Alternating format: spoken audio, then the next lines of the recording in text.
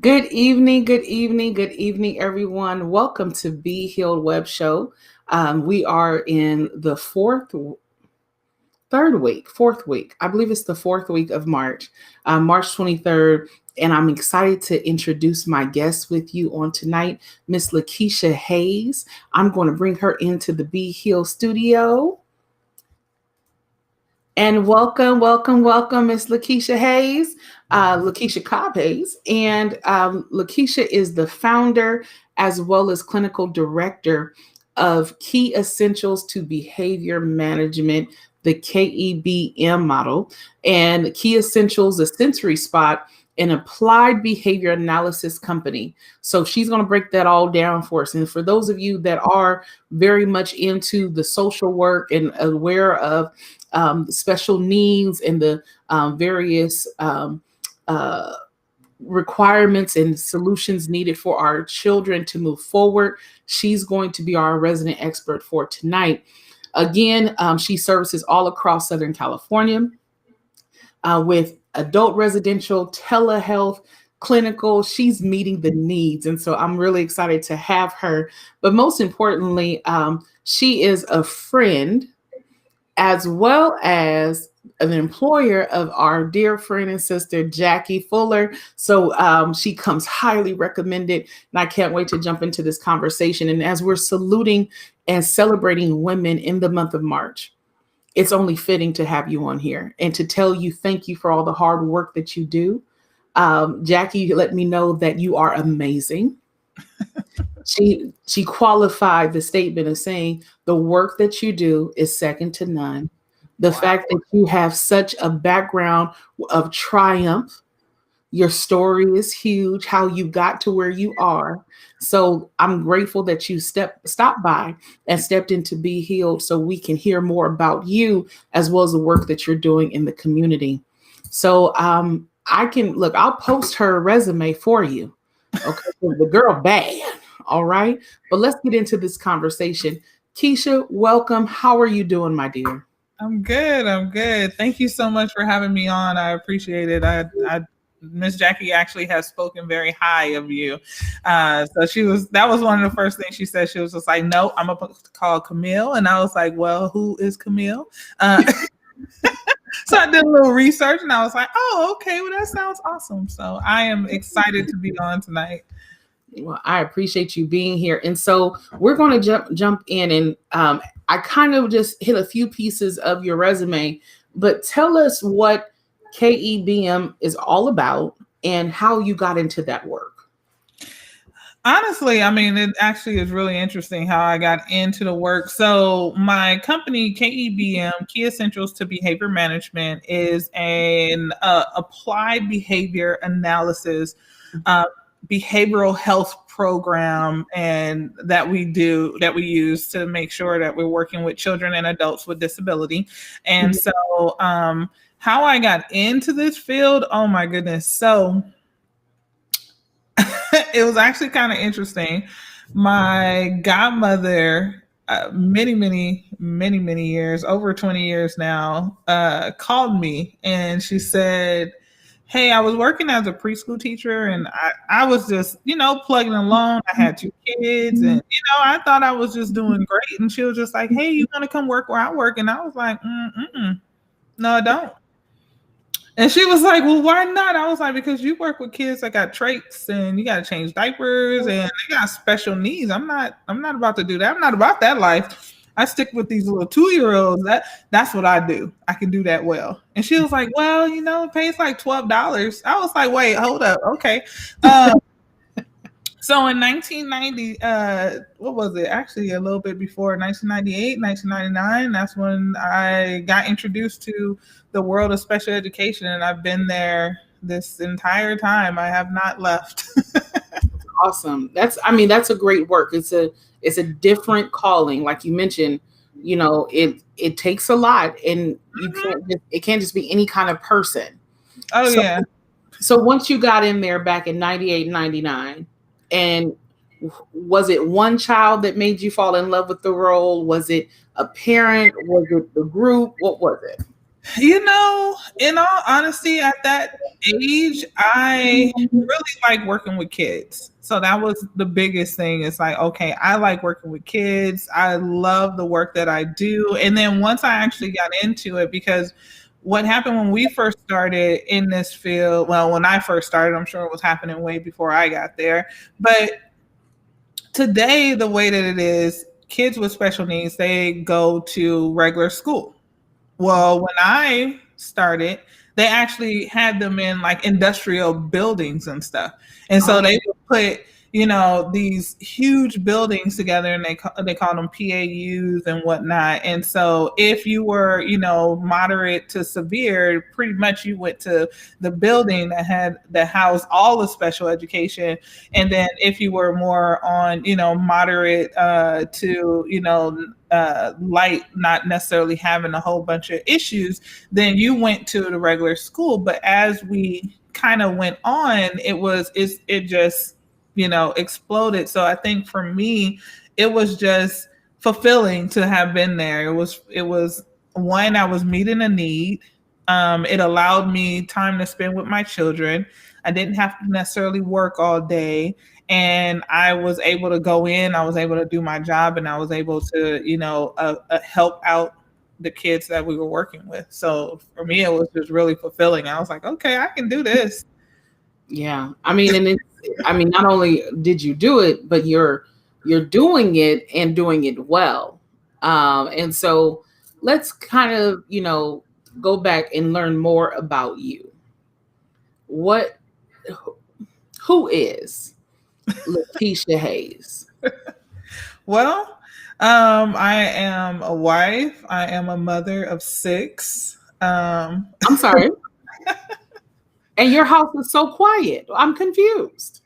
Well, I mean, they're all older now. I think the only ones that are young, they're all teenagers now. My youngest are twins, and so they're 14. So, I mean, they they know better.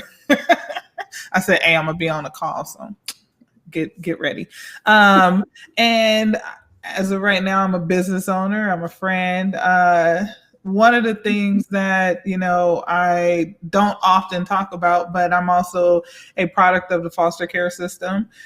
So that's one of the things that, makes me who I am. Yeah. Has shaped a lot of where I am today and how I got here. Yeah. And well, we're here. Right? Yeah, I'm like, and how did you get here? Like the foster care system, that's a rigorous beast. It is. I remember my very first meeting with my foster mother. She was an older Black lady. She was from Texas. She played, when I say 0 games, I mean 0 games, right? And my first encounter with her was, all right, I don't get home until 5:30, which means that you don't come back here to this house until after 5:30. Wow. So I don't care what you do after school. I don't care where you go. Just make sure that you don't get in trouble. Don't have nobody call me, and don't show up to this house until 5:30. And so for me, I mean, having been taken out of my home where that wasn't the climate in my house. You came home, my mother was not playing, so then thrust into all of this freedom. For me, it was just kind of a shock to the system, and then just, okay, what do I do now? So I went to school when I wanted to. I did what I needed to do.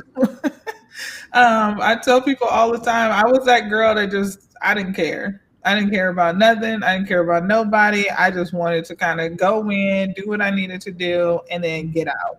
And so I literally graduated. I went to Ganesha High School, and I graduated with straight D's, literally down the line, just all D's. And I think the only reason I graduated with straight D's is just because I had a few teachers that were looking out for me, that just was like, you know what? We're not gonna let her slip through the cracks.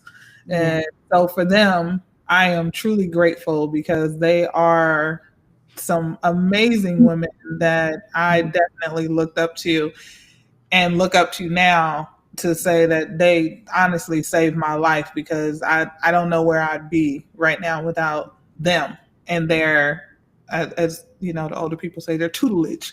Yeah. Their Love tutelage. that word. Hey, you know what? When you get to use tutelage, you use it, right? Yeah, absolutely. So I don't know where I'd honestly be without them, because they put me, one, I was in a peer counseling class Mhm. that my history teacher had, and she would ask me every day, Keysha, you coming back to school? And I was like, dang, Miss Brown, like, why you keep asking me, am I coming back to school? Yes, I will be here tomorrow. And sometimes I show up and sometimes I wouldn't. But she didn't berate me or anything. She was just like, every day, are you coming back to school? Yeah. What are we doing? And that would be her. What are we doing today? I'll be like, I don't know. What do you mean what we doing? We here. That's all I care about right now is we here. So I'm truly grateful for them, because I definitely, the things that I've seen, the things that I've gone through, the things that I've done, definitely would not be here without their prayers, I'm sure, Yeah. and looking after. So, Well, I mean, kudos to the village, to the Mothers Board. You know, I'm a huge fan of Mothers Board, that whether they're in the church or in society as a whole, that have no problem with imparting wisdom and love to those that are in need, and that's huge. That's awesome. So, okay, graduated, had the straight D's. Then where did you go? You know, I had I had two kids after that. So I had two children. Yeah. And I, my first baby, we sat there, and I was looking at her, she was looking at me, and I was just like, you know what are we gonna do? Because this ain't gonna work for me. I mean, you cute and all, but I mean, like, I didn't want to be on the county for long anyway. And I was just like, okay, so what am I going to do? So honestly, I actually went and I used some of those skills I learned in, peer counseling class. I was like, okay, so what can I do first to get me a job? And then second, for it to be easy, because we all know I didn't like school. So I needed it to be quick and needed to be easy. And they was just like, I do childcare. And I was just like, okay, I've been in childcare before. I can probably do that. So they was like, you get, 12 units, you can go in, be an aide. You get 24, you can write your own ticket. And I was like, okay, cool. Well, I was forced to get 24 because I immediately got pregnant after my first. So my first two are about 16 months apart. And so after that, I went and I worked at KinderCare, I worked at La Petite, like I worked pretty much all over the place until I got the call to start working at Laco,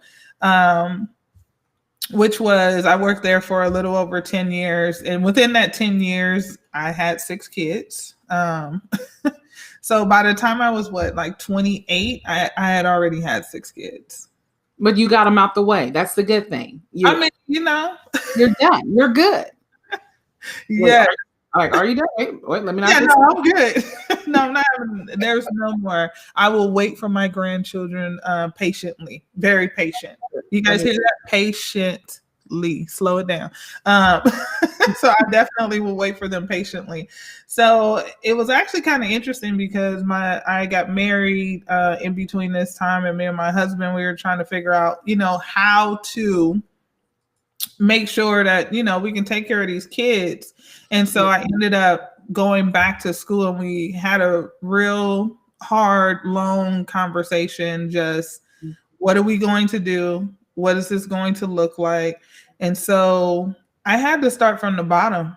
I literally went back to East LA College because I worked in East LA at the time. So I went to East LA College because it was right around the corner. They had an amazing program where I was able to, go to school, I think once a week and on a Saturday. And then it was only 8 weeks instead of the whole 16, which was perfect. But I started from the bottom.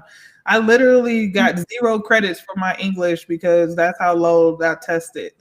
literally how low. I was just like, okay, well, if this is something I have to do, then it's something I have to do. But that was pretty much how we went through that whole process.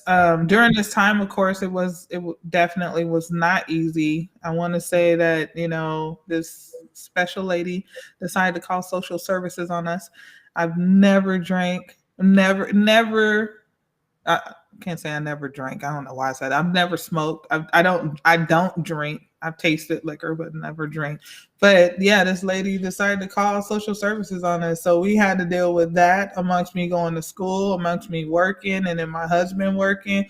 Like it was a crazy time trying to get through school, but I made it. I went to Cal State LA.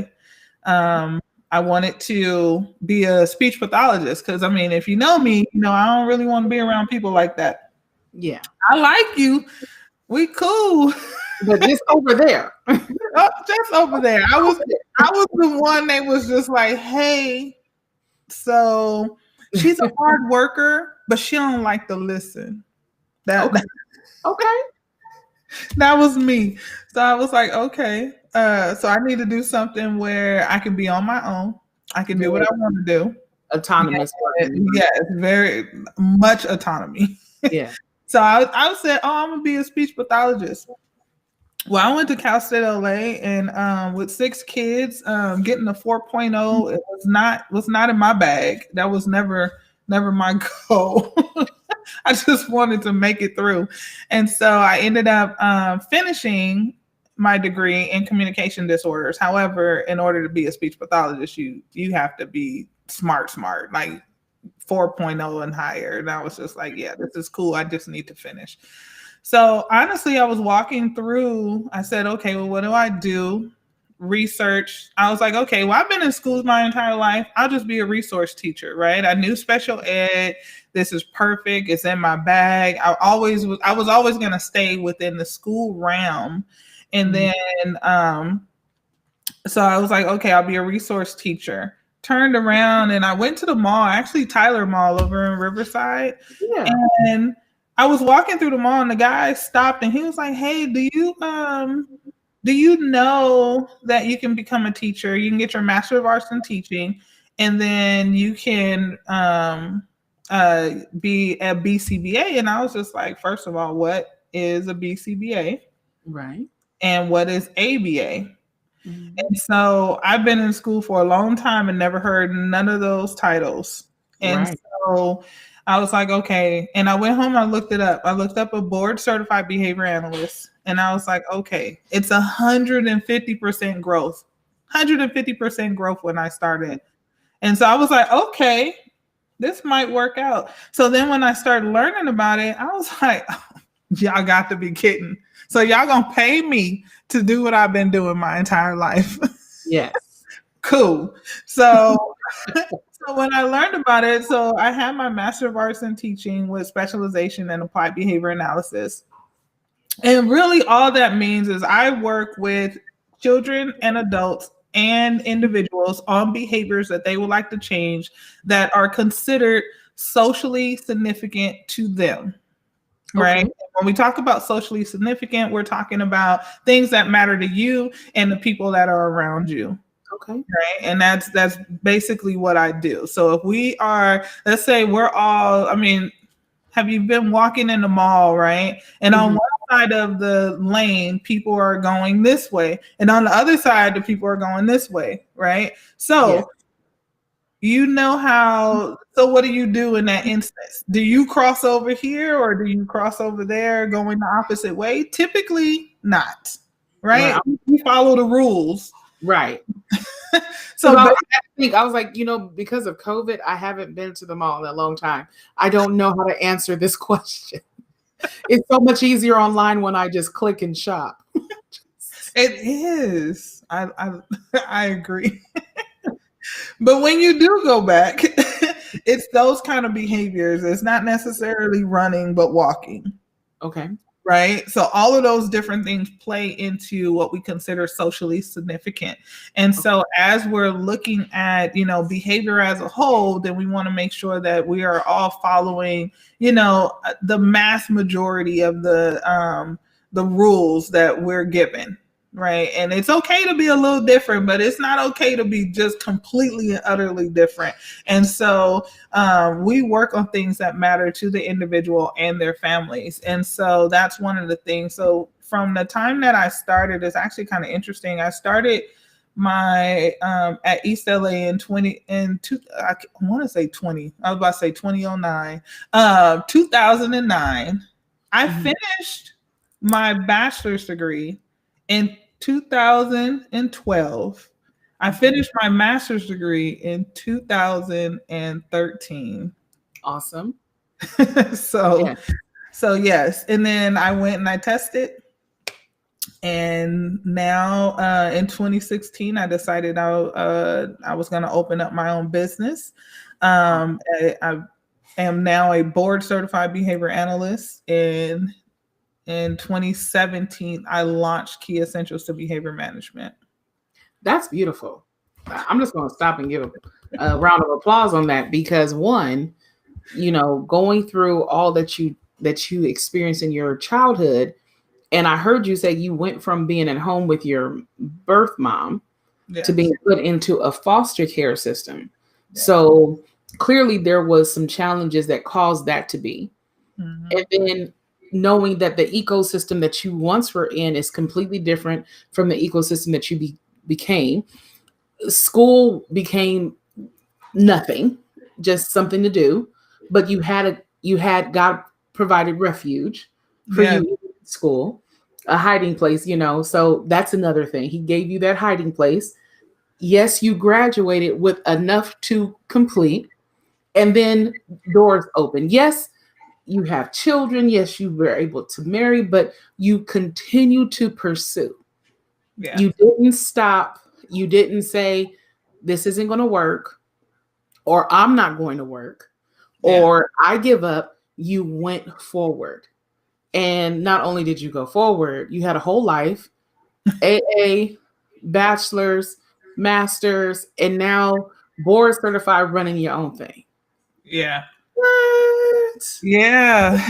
I mean, and that in a nutshell is more than I can even imagine. I don't know. I look back and I tell people all the time, I'm like, look, the Lord takes care of babies and fools. And I'm going to tell you today that I can tell you right now, I don't know which one I am, but I am certain that I fall in the category.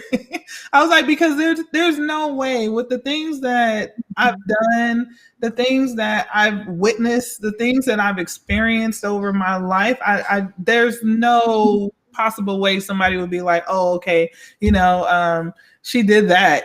I mean, she did that now, but I mean, like, it just was not, I never thought it would be my story, to build a business, and then doors would open up, and, things that I thought I was complaining about, they just were things that I just needed to get over. Right. And, I have this saying with my coach, my business coach and mentor and friend, and we have this big thing. It's like, but did you die? And I mean, and that's really my motto is, I've seen so much worse. What could possibly happen?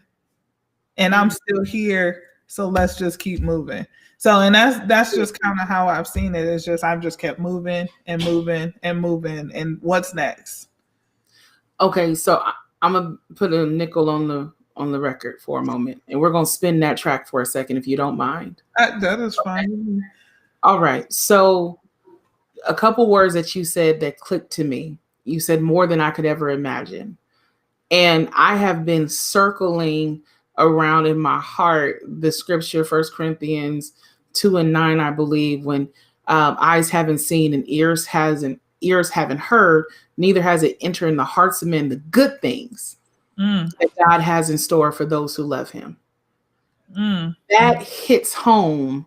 And, we know Ephesians 3:20, God is able to do exceedingly abundantly above all we can ever ask or think. But sometimes we say that, or we hear it, or we sing it, or someone else tells us, but do we really believe it? Mm-hmm. And one of the things that I love about doing this show is that I get to talk to people like you, because all of us have a story. Yeah. And now you gave me another thing when you said, but did I die? Like that's something I know we see it in the memes, but did you die? But it's true. It's true. What you thought, what some might have thought would have taken you out or discounted you, Yeah. or dwarfed your growth potential, God used it to be a stepping stone. And now you're able to help hundreds and hundreds of thousands of individuals. Yeah. Yeah. That's Yeah. I don't know. I know that I've never really been that introduced to church life, but I've always recognized that there is definitely a higher power over my life. And so when I hear, people quote the scripture, and I'm just like, wow, I'm so grateful and thankful that, there are those things that come into my life and say, okay, this is where this lies. And this is how you use that. And this is where you are, because I think, I don't necessarily think like that all the time. It's like, okay, I'm just keep moving. And in my life, I'm like, okay, that happened, but what are you going to do about it? Mm-hmm. Where are we going from here? You can either sit here and feel sorry for yourself, or you can just keep moving and it'll rectify itself. And so what I've chosen to do throughout my life is I've chosen to just keep moving. Yeah. That's huge. Yeah. Somebody needs to, whoever's watching or whoever will watch, whenever they might stumble across this link, I can tell you, I need to hear that. Just keep moving. There's always something that wants to thwart the plan of your life. Yeah. But we got to keep moving. I keep hearing Dory from Finding Nemo. Just keep swimming. I say that all the time. I'm like, just keep swimming. Just keep swimming. But it's so true. I've been married now for 20 years, and I know my husband, thank God for him. I don't know. He has literally taught me how to be more compassionate. He has literally taught me that, there are people that I can literally count on that are gonna still be here even when I'm not the nicest person. And so, as we're going through this journey together, I remember very clear, we were in a store one day and he was just like, we seen this older couple, they've been married for years. And I was just like, oh my gosh, they've been married for like 40 years. And he was just like, yeah, we're gonna be married forever. And I was like, oh, hold up, bro. Let's have a real conversation here. Like, we're gonna be married as long as this works. I don't know what forever means. What I do know is today, and as long as we work on today, we're gonna be married for as long as this works. Now, at 43, I can probably say that I'm not. I can safely say today that I'm not going nowhere. She was like, we made it through those days. It was rough. But, you go over to him tonight and be like, I just want to let you know, yeah. You're all right. You're all right today. I'm going to keep this going. I'll see you tomorrow.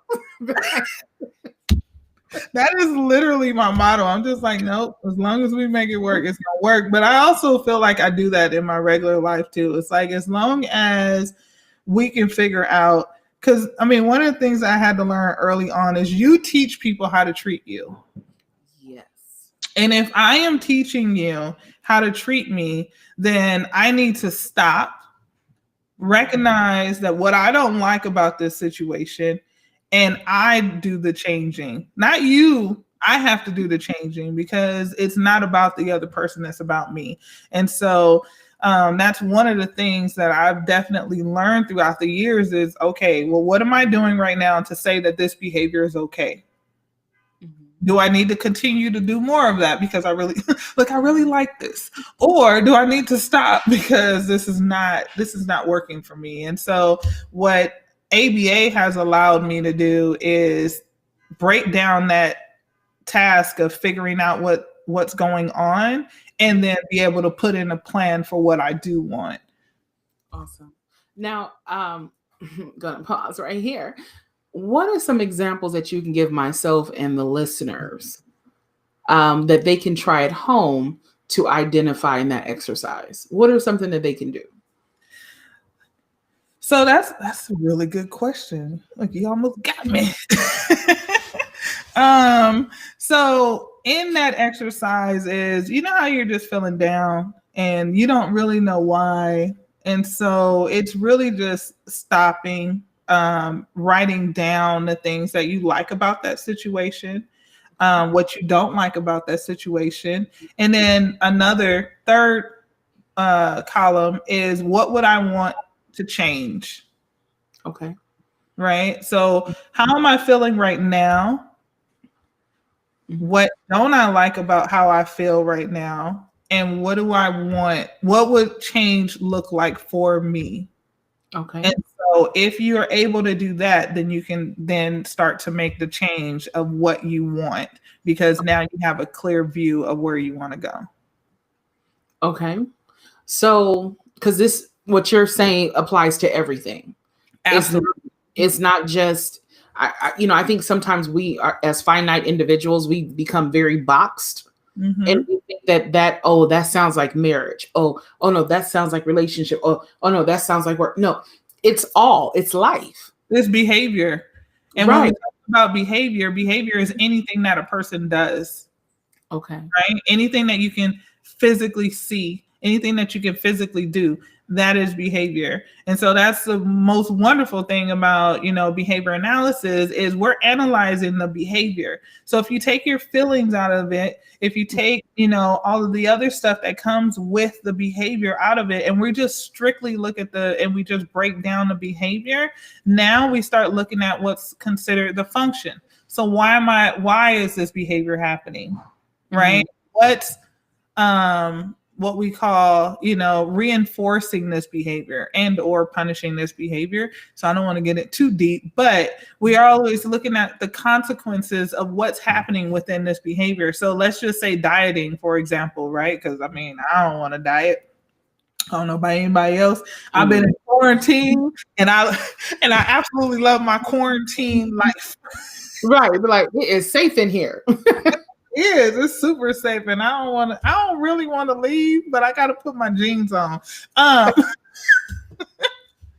Can't wear my leggings. When people are like, what size jean you wear? Leggings? What are you talking about? I wear leggings.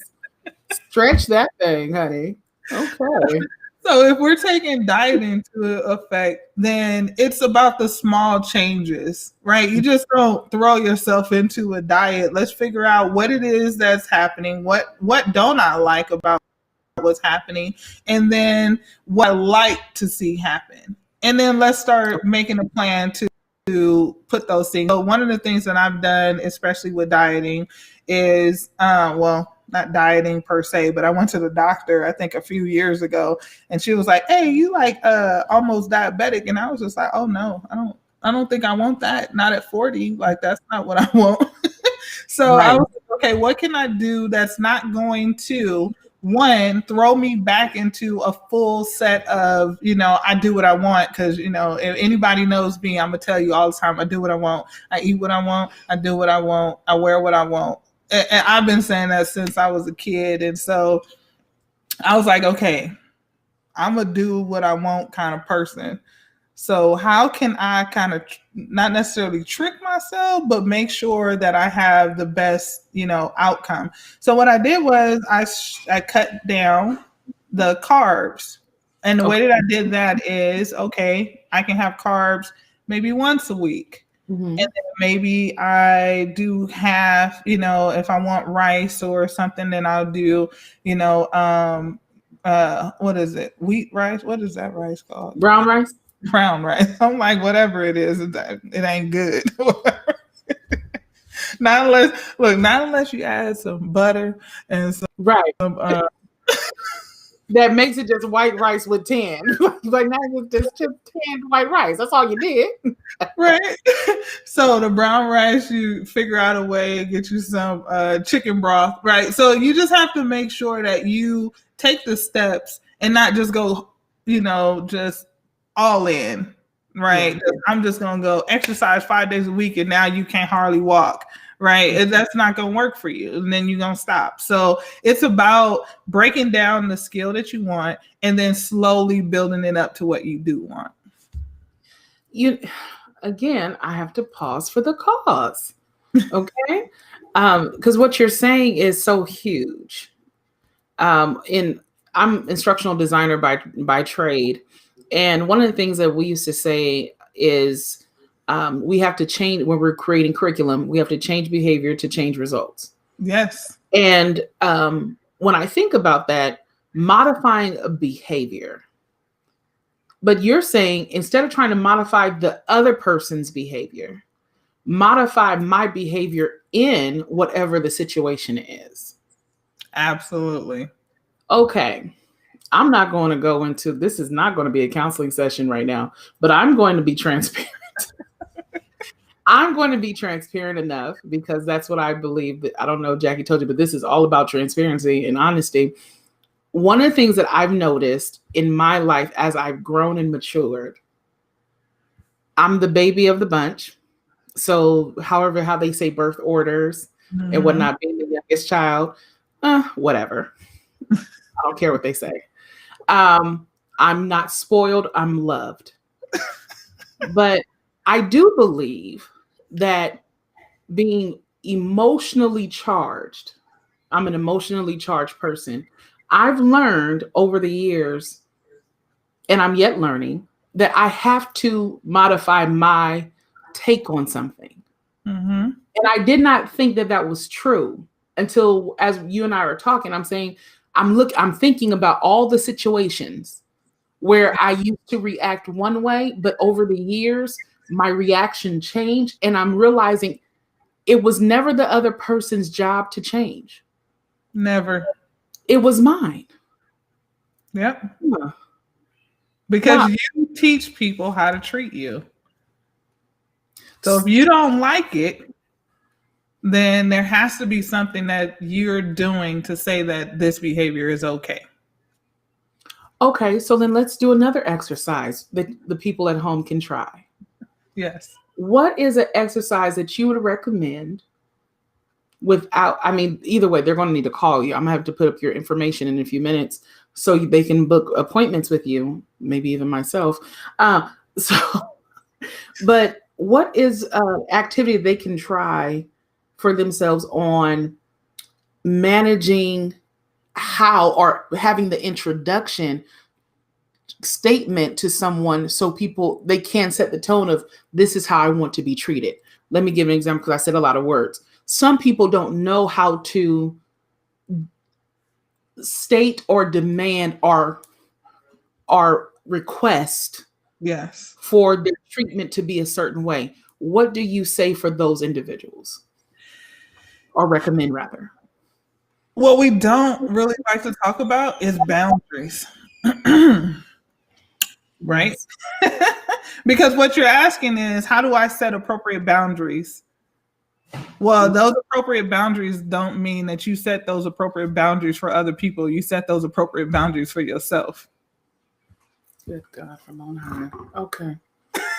Right? And so that means that I have to internalize what I feel is an attack from someone else onto recognizing what it is about myself that I need to change, that says that it's okay for you to speak to me this way, because that is a me problem, not a you problem. And then when you really think about it, this is one of the things that I would talk about, especially when I'm teaching, is, you know how you're in your first argument. Okay. Your very first argument, right? And it can go a bunch of different ways. Oh yeah.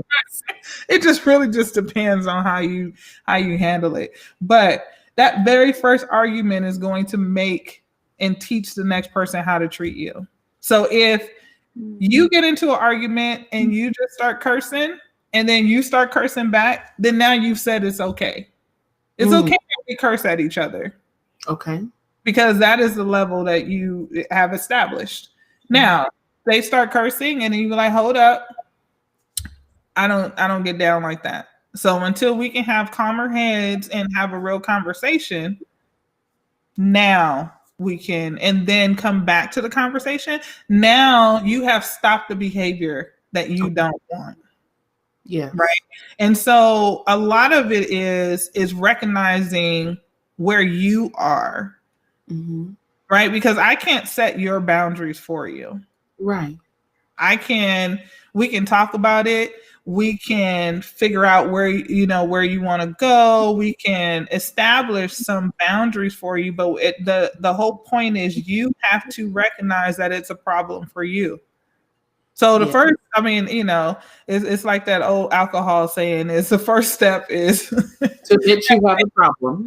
You have a problem, which we don't want to do. Right.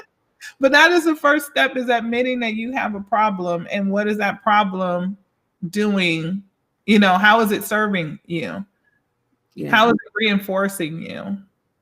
Or how is it punishing you, telling you that it's not, reducing that behavior? So reinforcement always increases a behavior, and punishment always decreases a behavior.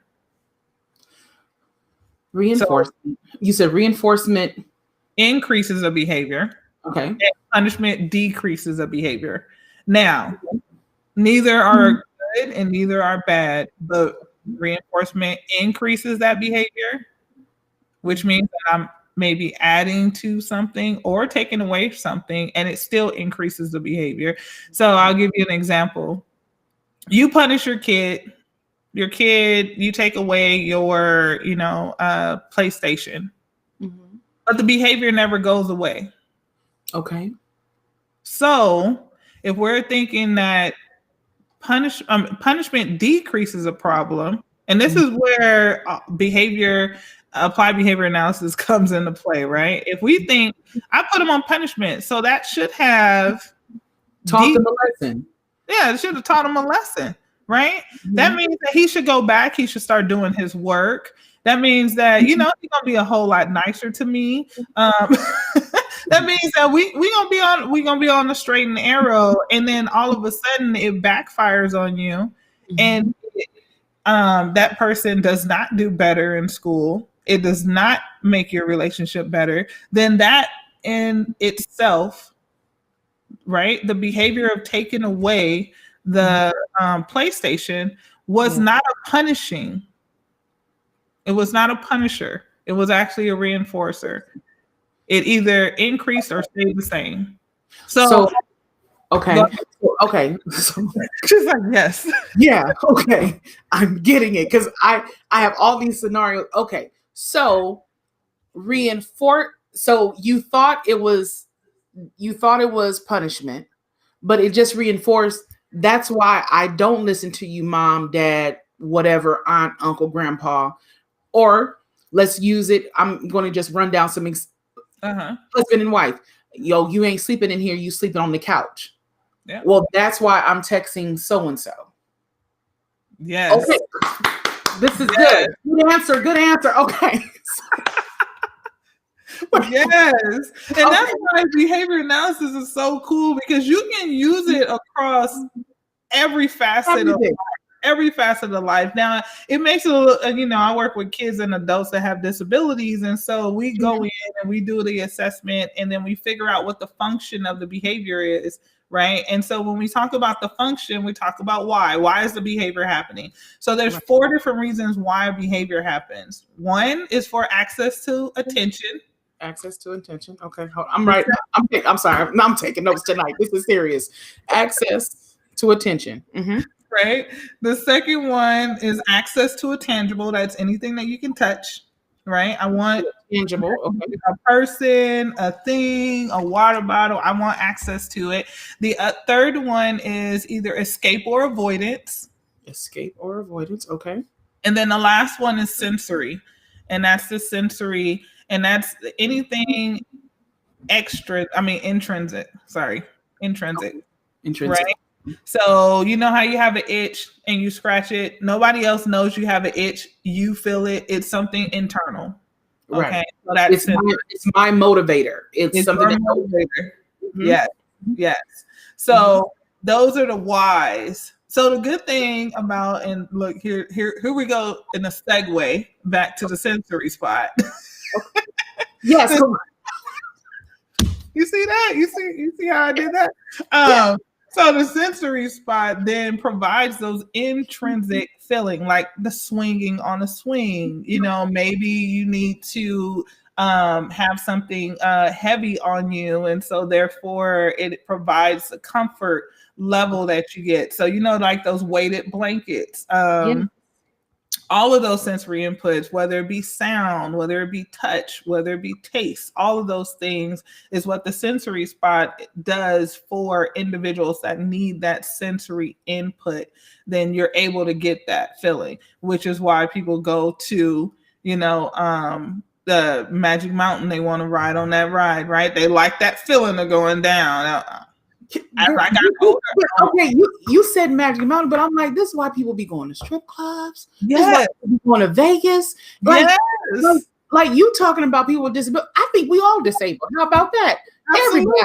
Absolutely.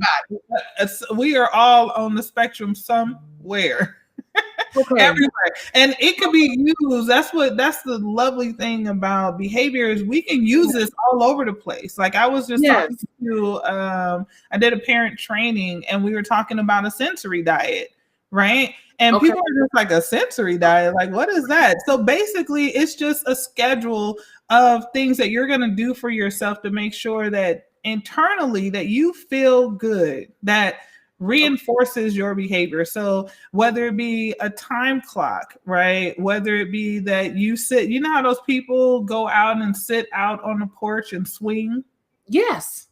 That may be a sensory diet. So when you are feeling overwhelmed or you're feeling like you're agitated, then we need some kind of sensory input, which is why some people just lay in their bed. Okay. Right.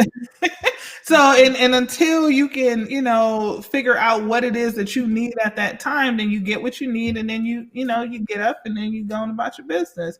And then we work that into your everyday. So I'm talking to my microphone. I love you. Okay. Jackie, I know you're watching because you're putting comments in that I can't post because Restream says no. But okay, thank you, Jackie, for bringing LaKeysha into my life. So she said, make an appointment. I will. All right, because the sensory spot sounds like a place where I could just have fun. I'm like, I feel like that's the best timeout zone I could probably find because. Now, normally I go to a gun range, you know. That is a sensory spot too, though. That release, that pressure before you hit that. That's all sensory. That is all sensory, and we all need some type of sensory input. And you just have to recognize when you need it, when it's appropriate, and when it's like overstimulating, right? So, because it can be overstimulating. Yes, because after a while I was agitated by the other sounds because I was like, okay, that's too much. Like I got, oh girl, this is huge. Yes. Because the statement I'm getting ready to say can apply in so many ways. I got what I needed and I'm done. Oh my God. Yes. Oh, yes. Okay. Ooh. You got what you needed and you're done. When you get to the point where you're done, you've taken in all that you can take in, and you may need another sensory input. How can a person measure? Okay, because I'm putting. Matter of fact, give me your number. We're gonna put your number up in just a second because we're about to close. But how does a person determine the amount of time? What is an activity that they can do tonight? Now that because I believe once you hear something, you are now responsible for the information you heard. Absolutely. Okay? That's how I was taught. You can't go around, saying this. No, once you hear it, you're responsible for it. Yeah. Okay. So what's an activity you mentioned about making sure the time? Let me go back. Because all of the behaviors circle around 4 things. You said access to attention, access to a tangible, escape or avoidance, and lastly, sensory being intrinsic. So if they know that they're feeling a little off, should they time it at the point of the off feeling? Oh, look at you. I have questions. I love it. So we have what's called onset and offset, which is what you're digging into right now. The onset of a behavior and the offset of a behavior. Yes. You absolutely should time that. You should time that, and you should time mark that feeling, right? And so obviously we don't have a whole lot of time to get into the different reasons why a behavior happens and what are the strategies to use. But you should definitely, if you're wanting to talk to either your mental health professional or you're just like, hey, I just need, a coach or something, then you should definitely start tracking in a binder how, those feelings that you're having and when you're having that feeling and what is actually happening at that time. So what we do is what's considered ABC data. ABC data, okay. Right? So we have our antecedent, what happened prior to the behavior. Okay. We have our behavior, what is actually happening. And then we have our consequence. And our consequence just tells us what happened after. And then as a behavior analyst, what we do is we look at these ABC data and then we can pinpoint based off the consequence, what's reinforcing, right? Or punishing the behavior. Yes. And then we can also figure out the function of why it's happening. Based on what happens immediately after, not days after, immediately after. And I'd say immediate and put a snap to it just because, behavior goes with, you'll always remember immediately after, right? So antecedent, what happens before the behavior. The behavior is the B, and the C is consequence, what happens immediately after the behavior. So I'm going to give you an example. I walk into the house, right? I was driving in my car before, antecedent. I walk into the house and my house is trashed. I start yelling, right? I'm speaking from a parent point of view now. My house is trash. I start yelling. People start moving, right? Because, mom's in the house. Boom. Where I'm upset. So when we talk about our ABC data, we're talking about antecedent. What happened? I was driving in my car. I walked in the door. Right? Behavior starts yelling. Yes. Consequence, children start moving. Yes, the they chaos. start picking up, cleaning, right? So when I go to analyze this behavior, what's going to happen? What's going to increase? Well, what's going to increase is me walking into the house. My house is trash. What's going to increase is me yelling. Why? Because they moved when I yelled. They cleaned up. Yeah. So what am I going to do? I'm thinking yelling works. I'm going to just keep yelling. So you're going to start reinforcing that negative behavior because but on the same time, we're not doing the ABC on the child, on how the child was playing video games. Here's garage open, mom's home, screaming, I run. Girl. Exactly. I love it. Oh my gosh, I love it. That is exactly if you wanted to do the child's behavior, absolutely, you would turn it on just like that. But if I need to change my behavior, then I'm going to look at me. If I want to change the child's behavior, I'm going to look at what happens with the child. Exactly. Here's the garage. Yes. Definitely, stops, cleans up game real fast. Boom. Yeah. The house is clean before she walks in the house, right? We clean up real fast. And so now what has that done? Yes. It increases when I hear that. Yeah. So anxiety now formulates in the child. Can. Potentially. Not saying that it does. I don't want kids to be like, I was listening to Miss Camille and she said I got anxiety because you be yelling. Hold on, kids. Don't get punched in the mouth. So, but what I'm saying is that because, okay, again, my mind is going to all facets of life. Yes. Okay. I'm not just parental child. Yes. But I'm also thinking marital. I'm also thinking environmental in employment. I'm also thinking, I sit on the board of trustees. I'm really listening, and my mom is watching, and I'm going to have a talk with you and dad because, I'm going to go back some 30 years. After talking to Miss Hayes, I want to tell you. But remember, it's immediately after you pass. Well, look, I'm in the moment right now. I'll protect you, Miss Perry. I'm just saying. Saying. But I do think, we're going to just listeners. I want to let you know it's probably going to be about 8-ish. Okay, before we sign off. So hopefully you're still tuning in. This isn't going on Instagram. It's going to be too long. But this is good. So here's my question for you. When you have a situation where a person, whether parental, let me just say not parental, whether adult or child, okay, that covers all age brackets. If one of them has the I go radio silent, mm-hmm. how does the sensory spot help in those that retreat in seclusion versus in interaction? They just shut down. Again, you would have to figure out the function of the behavior, right? And so when we are looking at someone and remember the 4 functions. Yes, the 4 functions, the access to attention, right? Mm-hmm. Okay, access to tangible, escape or avoidance, sensory being intrinsic. Okay. Right.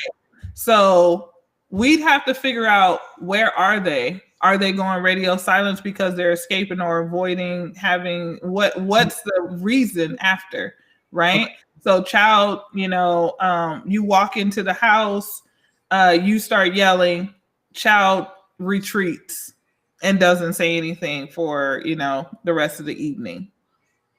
Mm-hmm. What is that? Why?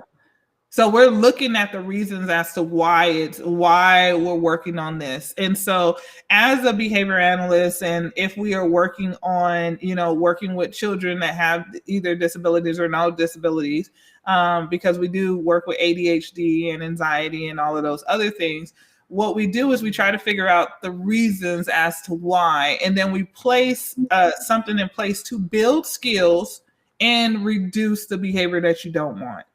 Okay. So in this instance, we don't want them not talking. So one of the things that maybe we work on is being able to express their feelings. Okay. Being able to have a conversation, right? Responding when asked a question, right? So it kind of goes both ways. So we just have to figure out the reason as to why. So and everything is individualized. So there's no blanket statement. I can teach you how to figure out, what's going on in your life. I can teach you figure out what's going on in your kid's life. It may take us a little bit, right? But everything is individualized and then created specifically for you. And so that is what we do at the sensory spot or key essentials to behavior management. And also within strategic behavior. So I never mentioned strategic behavior, but strategic behavior is one of the things that I've built up recently to address exactly what we're talking about right now, how behavior within your own personal self, you need to be able to be strategic about what you're doing with your life and how you want things to progress. And so I wanted to kind of take behavior analysis out of the realm of special education and put it in tonight's, or everyday life. And so that's what we're doing today, which is honestly unexpected, but I love it. Look, I didn't know, but I'm here for it. I love it. So yes, and so the sensory spot is one where you can come to have therapy. Okay. Right, you get ABA therapy, and then also it's open play. And based off of just the overwhelming response that I've been getting lately, I want to do an after dark sensory spot type deal because I'm so. I was going to talk to you. I was going to talk to you about that because, you know, when I know Jackie works with children, right? And so I thought to myself, okay, I'm gonna be up there and I'm gonna be playing with some kids. And I don't make me no never mind. We all need help, okay? Okay. Look, we're gonna play with these blocks together, young man. Okay. But I you know, a lot of they have made wrecking rooms where people can go and just, you know, work out their frustrations in a safe place.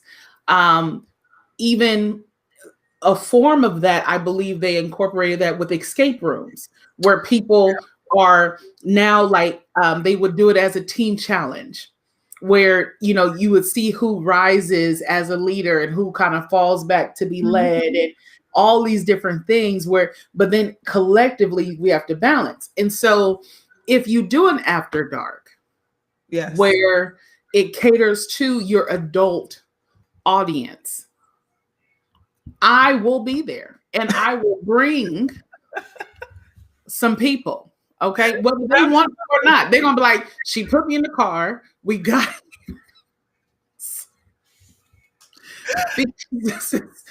this is so huge. Cause you know, a couple of things that you said tonight, I kept thinking, I'm sure she gets called to testify in court because you'd probably be the best jury selection ever.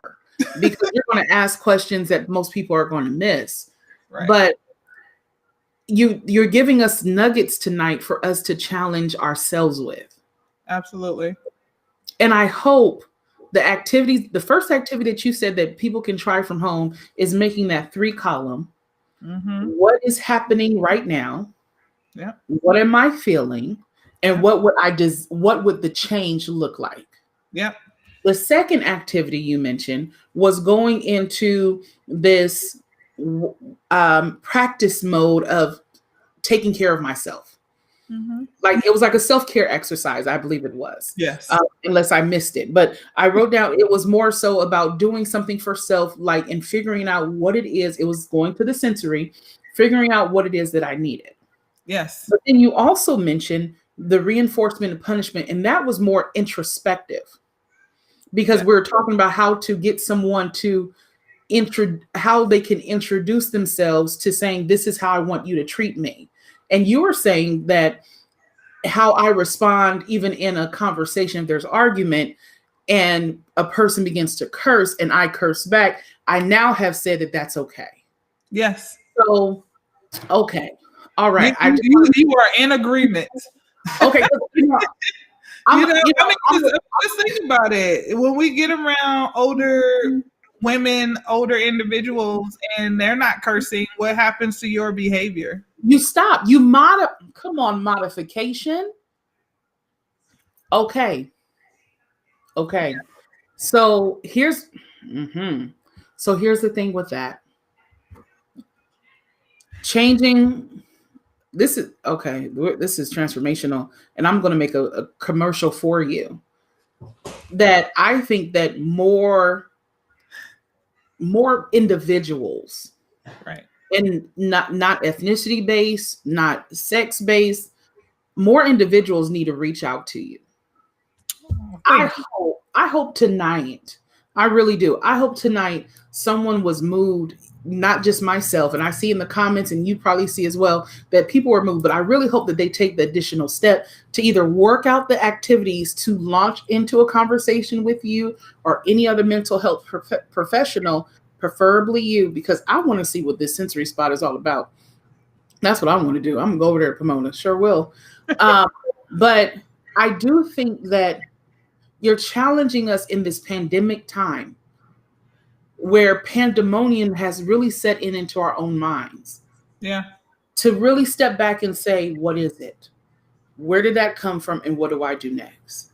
Yes. Yes. And honestly, that's how I've literally have lived my life, right? Where am I right now? What is it that I want? And so therefore, let's get those steps to get to that next phase. Like, Okay. I don't, this is not serving me. Let's figure out what will serve me. What do I want this to look like now? How do I get there?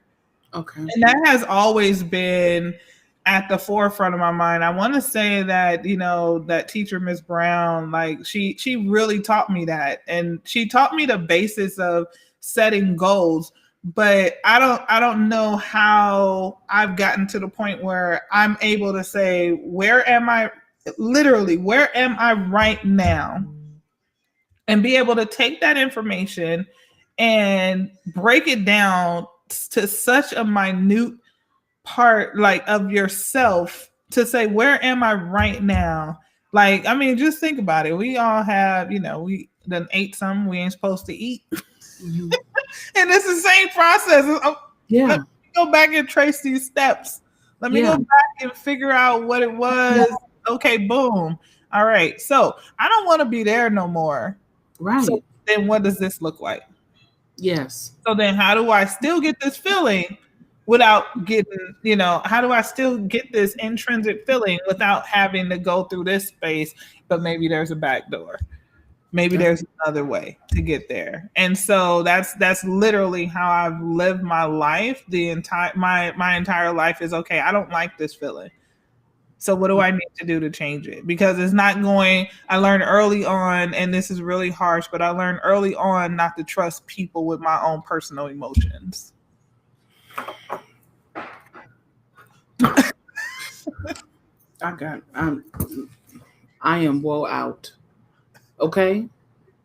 Do you know how many times we have given people authority over our moods? My God. Yes. Reclaim your time, people. Reclaim your mind. Reclaim your heart. Yeah.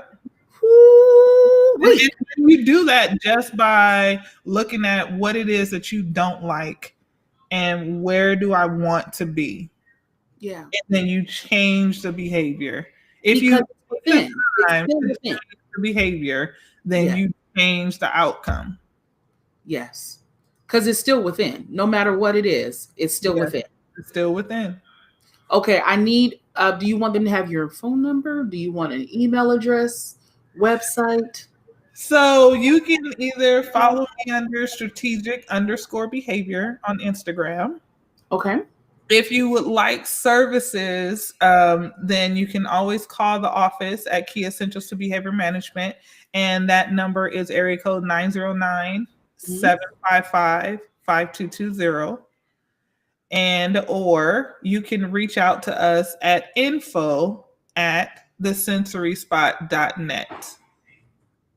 Info@thesensoryspot or at info@thesensoryspot. Okay. One day I'm going to have somebody that can do this for me and I won't have to do it. That's what I'm believing God for. All right. Does that look about right to you?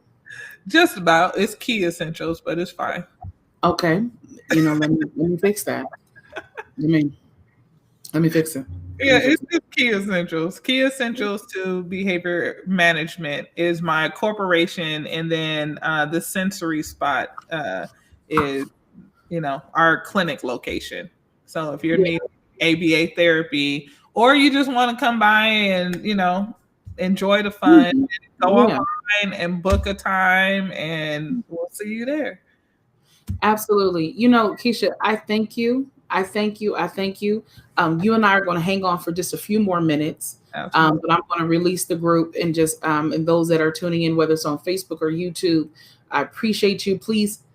And I tell y'all this all the time to reshare. And I've already seen a few that have reshared it on their Facebook.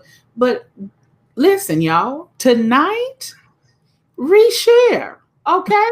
Because there's somebody in your life. Matter of fact, the person in the mirror needs to hear this information. The behavior that I need you to change right now, this is going to affect all of us, okay? share this, hit like, subscribe on YouTube so you can be notified the next time we're going on live, which is Tuesday, every Tuesday night at 7 p.m. Lord willing, the creek don't rise. I want to thank my special guest, Miss LaKeysha Hayes of Key Essentials Behavioral Management and the proud owner and proprietor of the Sensory Spot that Camille's going to be going to because she's having an After Dark special. And you never know, there might be a promo code. Hello. We're going to move this thing. And thank you, Miss Jackie Fuller, for referring her to Be Healed. If you are interested in being a part of Be Healed, definitely reach out to me via social media on my outlets. I'm not even gonna put my information up because I need them to see yours. Oh, thank you. I need them to see yours for them to book an appointment, because I do believe that we often disregard ourselves and the help that we need to be better people, because we think that we're already fine, and we're not. We're constant work in progress. So thank you for being with us on tonight. I know we went over a little bit, guys, and you're here for it. So you stayed on. Welcome. Thank you. And we'll see you all next week. Same back time, same back channel here on Facebook Live for Be Healed Web Show. I'm excited. I'm got some work to do. All right. So thank you, Miss Keysha. You'll hang out with Miss Jackie. Right. We love you, Miss Jackie. We're not, we just, Miss Jackie, we love you. Don't hit us. I'd explain, I'm like, some of her comments were so graphic that I couldn't, Restream was like, we don't do it. We just do text.